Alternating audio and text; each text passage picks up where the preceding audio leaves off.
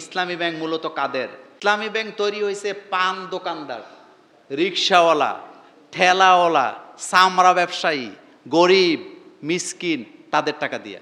ইসলামী bank মূলত জনগণের bank, ইসলামী bank গরিবের ব্যাংক, ইসলামী ব্যাংক প্রবাসীদের ব্যাংক, ইসলামী ব্যাংক আলেম ওলামার ব্যাংক, ইসলামী ব্যাংক হলো নামাজিদের ব্যাংক।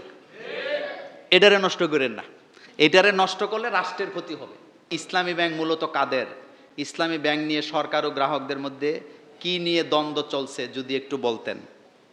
শোনেন, ইসলামী ব্যাংক, বাংলাদেশে যত ব্যাংক আছে সমস্ত ব্যাংক তৈরি হয়েছে বড় লোকদের টাকা দিয়া, আর ইসলামী ব্যাংক তৈরি হয়েছে পান দোকানদার, রিকশাওয়ালা, ঠেলাওয়ালা, চামড়া ব্যবসায়ী, গরিব, মিসকিন তাদের টাকা দিয়া।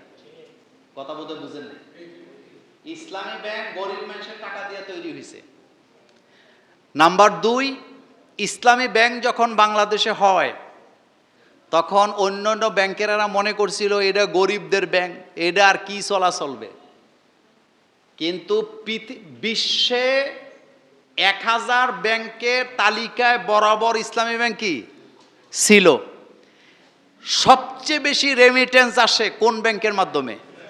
কথা এত আস্তে করে বলি, ইসলামী ব্যাংকের মাধ্যমে। বাংলাদেশের সবচেয়ে বেশি গ্রাহক কোন ব্যাংকের?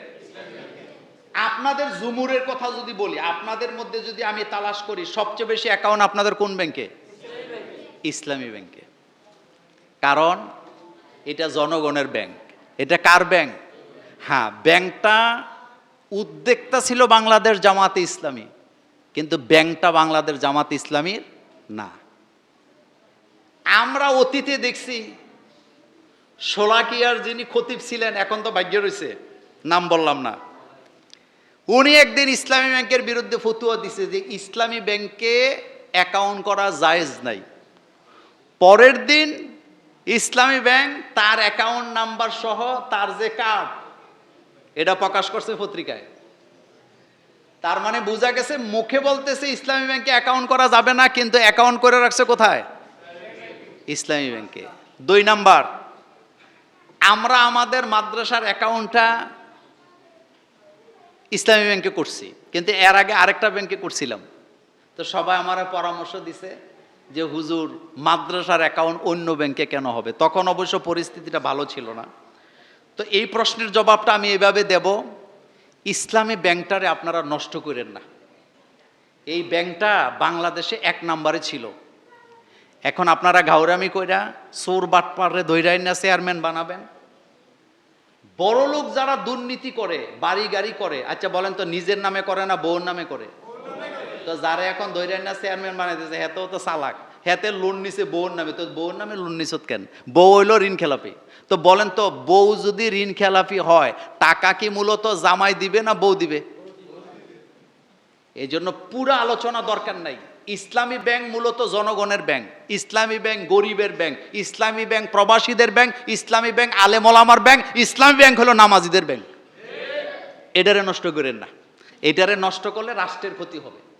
2 নাম্বার, প্রবাসীরা ইসলামী ব্যাংকের মাধ্যমে টাকা পাঠায়। এখন আপনাদের গাউরামির কারণে তারা যদি শাটডাউন করে, বাংলাদেশে আরেকটা চোরাই টাকা পাঠানোর একটা ব্যবস্থা আছে, এটারে হুন্ডি কয়। কি কয়? হুন্ডিতে টাকা আসলে দেশের অর্থনীতির জন্য ক্ষতি, দেশের অর্থনীতির জন্য কি? সুতরাং এটা যাদের হাতে নিরাপদ তাদের হাতে ব্যাংকটা থাকা উচিত। কোন চোর, বাটপার, দুর্নীতিবাজ যারা ঋণ খেলাপি, তাদের মতো লোক এনে ইসলামী ব্যাংকে বসাক, এটা আমরা গ্রাহক হিসাবে চাই না। আওয়াজটা জোরে, গ্রাহক হিসাবে চাই না। এটা যাদের কাছে নিরাপদ তাদের কাছে ছেড়ে দেন। এ ব্যাপারে কথা শেষ। বাইতুল মোকাররমের খতিব আব্দুল মালেক ও তারেক মনোয়ার সাহেবকে নিয়ে অনেক সমালোচনা হচ্ছে। আসলে কার কথা সঠিক? কথা শুনেন, প্রত্যেকটা ফুলের আলাদা আলাদা গ্রান আছে নাকি নাই? আমরা একটা কাজ করি কি জানেন? আমরা সবসময় একজনরে দিয়ে আরেকজনের উপমা দিই, একজনরে দিয়ে আরেকজনরে মাপতে চাই। এটা হয় না, এটা উচিত না। মাওলানা আব্দুল মালেক সাহেব, তিনি হচ্ছেন উপমহাদেশের শ্রেষ্ঠ আলেমদের একজন। তিনি, তার লেখা কিতাব সারা দুনিয়াতে পাওয়া যায়, আলহামদুলিল্লাহ বলেন। বাংলাদেশের যিনি খতিব সাহেব, তিনি এত জ্ঞানের অধিকারী, তিনি এত বড় মাপের একজন আলেম, তার লেখা কিতাব সারা দুনিয়াতে পাওয়া যায়। এশিয়া মহাদেশের মধ্যে শ্রেষ্ঠ আলেমদের একজন হচ্ছেন তিনি। সুতরাং তার সমালোচনা আমার মতো লোকে করা, এটা কি মানায়?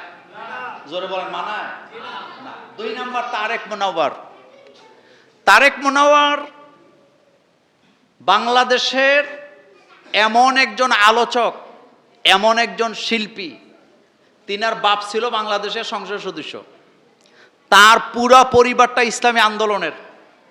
তারেক মুনাওয়ার বাংলাদেশের ইসলামী সঙ্গীত জগতের এতটাই নক্ষত্র, যেই যুগে যুবকেরা সারাদিন রবীন্দ্রসঙ্গীত শুনতো, আধুনিক গান শুনতো, ছায়াছবির গান শুনতো, সেই সময় হাজার হাজার কপি তারেক মনোয়ারের গান বিক্রি হয়েছে। কথা সত্য নেই? বাংলাদেশের এমন কোন যুবক যুবতীর ঘর নাই যেই ঘরে তারেক মনোয়ারের ইসলামী সঙ্গীতের গান পাওয়া যাবে না। এবং বাংলাদেশে বক্তাদের মধ্যে সর্বপ্রথম সিডি ক্যাসেট বাইর হয়েছে ওয়াজের তারেক মনোয়ার সাহেবের। আর বাংলাদেশের এমন কোনো মাঠ নাই যেখানে তারেক মনোয়ার ওয়াজ করে নাই। আচ্ছা, এখন আপনাদের সাক্ষী নেই, আপনারা কথাটা জোরে বললে ক্যামেরাতে রেকর্ড হবে।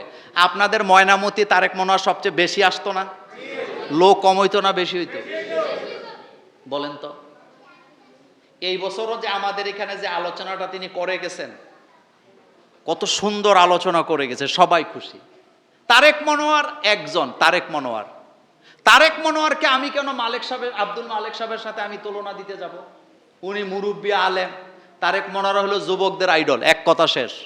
তারেক মনোয়ার, তারেক মনোয়ার। আর তারেক মনোয়ারের সবচেয়ে বড় গুণ হইল, তারেক মনোয়ার যখন মঞ্চে বসা থাকে, মন্ত্রী এমপিরা বসে থাকলেও উনি ওনাদের সামনে রাইখা একবার গোসল করায়, আবার আতর গোলাপ মাইকা এটা ঠিক করে দেয়। কথা সত্য না? আমাদের এই বুড়িচংয়ের যিনি এমপি, নাম বলেন, কথা কন না কেন? তারেক মনোয়ার সাহেবের বড় ভাই হিসাবে মানে। আপনাদের মনে আছে মাহফিলে উনি বসে নাই, উনি বলছে তারেক ভাই আমার বড় ভাই, ওনার সামনে আমি বসবো কেন?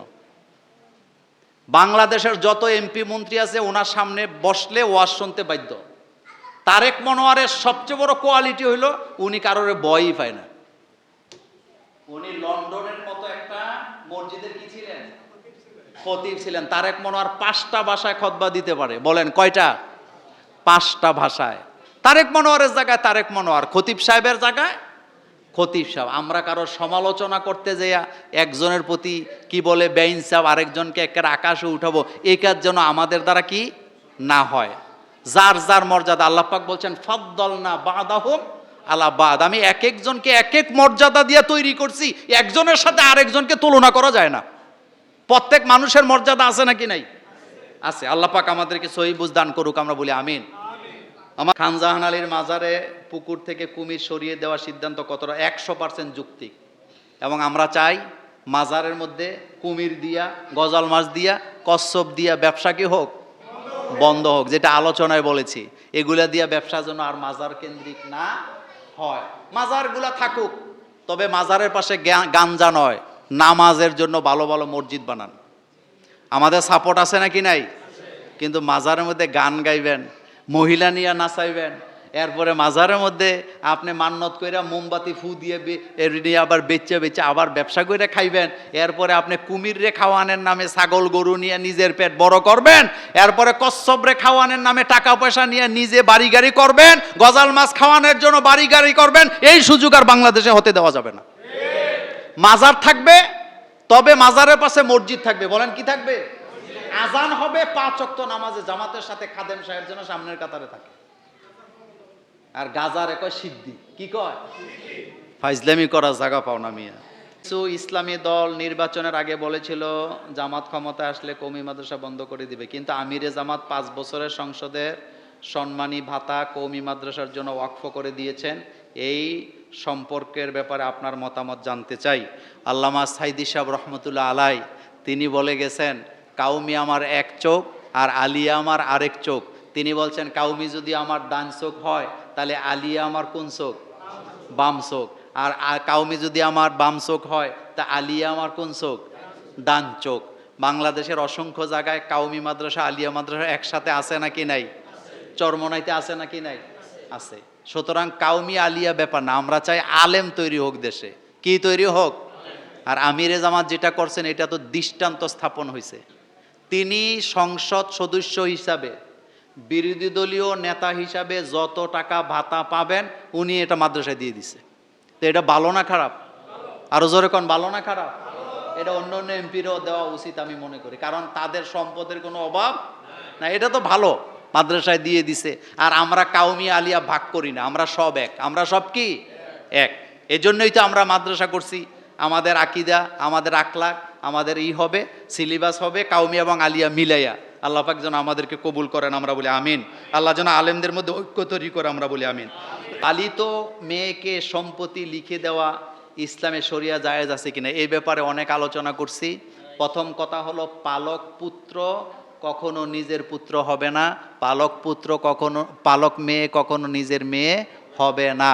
আপনি তারা লালন পালন করছেন, এটাই তার প্রতি বহুত এহসান আপনি করেছেন। আপনার সম্পদ পালক ছেলে মেয়ে পাবে না। এবং পালক ছেলে মেয়ের বাপের জায়গায়, মায়ের জায়গায় যিনি পালছেন তার নাম লেখা জায়েজ নাই। যে জন্ম দিছে তার নামেই জন্ম নিবন্ধন হবে, তার নামেই পাসপোর্ট হবে, তার নামেই সার্টিফিকেট হবে। এ কথা কি আমার না আল্লাহর? জোরে কোন না, এ কথা আল্লাহর। সুতরাং রাসূলুল্লাহ সাল্লাল্লাহু আলাইহি ওয়াসাল্লামের একজন পালক পুত্র ছিল যায়েদ ইবনে হারেসা। তিনি রাসূলুল্লাহকে আব্বা বলে ডাকতেন। আল্লাহ পাক সাহাব জানায় দিছে, মা কানা আবা আহাদিম মির রিজাল ওয়ালাকির রাসূলুল্লাহ। সুবহানাল্লাহ কোন। আমার কলেজার ভাইয়েরা, আমার কলেজার ভাইয়েরা, কোরআনুল কারিমে হযরত আবু বকর রাদিয়াল্লাহু তাআলা আনহু, হযরত ওসমান আলী আবু বকর রাদিয়াল্লাহু তাআলা আনহু, হযরত ওমর রাদিয়াল্লাহু তাআলা আনহু, হযরত ওসমান রাদিয়াল্লাহু তাআলা আনহু, হযরত আলী রাদিয়াল্লাহু তাআলা আনহু, তাদের মতো জলিল কদর সাহাবাদের নাম নাই, কিন্তু একজন সাহাবার নাম কোরআনে আছে। বলেন তো নামটা কার? যায়েদ। বলেন কি নাম? জোরে বলেন কি নাম? কোন সাহাবার নাম কোরআনে নাই, কোন সাহাবার নাম কোরআনে নাই, কিন্তু কয়জন সাহাবার নাম কোরআনে আসছে? একজন, হযরত যায়েদ রাদিয়াল্লাহু তাআলা আনহু। কেন আসছে? তার কারণ রাসূলুল্লাহ সাল্লাল্লাহু আলাইহি সাল্লাম যখন যায়েদের তালাকপ্রাপ্তা স্ত্রীকে বিয়ে করার ব্যাপারে আল্লাহ সিদ্ধান্ত দিলেন, তখন মক্কার কুরাইশের বান্দর টাইপের নেতাগুলা বলতে শুরু করলো, মুহাম্মদ সাল্লাল্লাহু আলাইহি ওয়াসাল্লামকে নবী মানো, সে তো নিজের পুতের বউ বিয়ে করতেছে। আল্লাহ ডাইরেক্ট আয়াত নাজেল করে জানায় দিছে, পালক পুত্র কখনো পুত্র হয় না। এ কথা কি আমার না আল্লাহ? আলোচনা শোনার পর অনেকের কাছে কেমন কেমন লাগবে যে ওরে লালন পালন, তো লালন পালন যে করছেন এটাই তো বিরাট বড় কাজ করে ফেলেছেন আপনি। আপনি যে একটা বাচ্চার মা বাপ তার দায়িত্ব পালন করতে পারে নাই, আপনি যে তারে লালন পালন করলেন, এটা কি তার প্রতি আপনার এহসান হয়েছে না? কিন্তু আপনার সম্পদ সে পাবে না, আপনার সম্পদ সে পাবে না। আপনি তো লালন পালন করে দিয়েছেন, তাকে অ্যাডাল্ট করে দিয়েছেন।